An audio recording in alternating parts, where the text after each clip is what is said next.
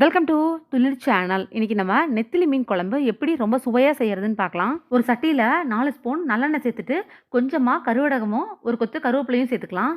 20 போல் சின்ன வெங்காயத்தை கட் பண்ணி வச்சுருக்கேன். கூடவே 10 பல் பூண்டையும் சேர்த்து ரெண்டையும் நல்லா வதக்கிக்கலாம். சின்ன வெங்காயமும் பூண்டும் எண்ணெயிலேயே நல்லா வதங்கணும். அப்போ தான் அதை எடுத்து நம்ம சாப்பிடும் போது நல்லா டேஸ்ட்டாக இருக்கும். 2 பழுத்த தக்காளியை கட் பண்ணி வச்சுருக்கேன். அதையும் சேர்த்துட்டு நல்லா வதக்கிக்கலாம்.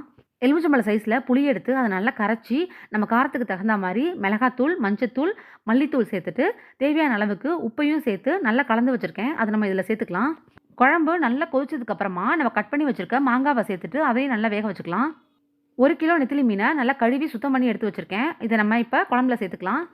மீன் எல்லாத்தையும் குழம்புல சேர்த்தாச்சு. குழம்ப 2 நிமிஷம் கொதிக்க வச்சுக்கலாம். மீன் அதுக்குள்ளே வெந்துடும்.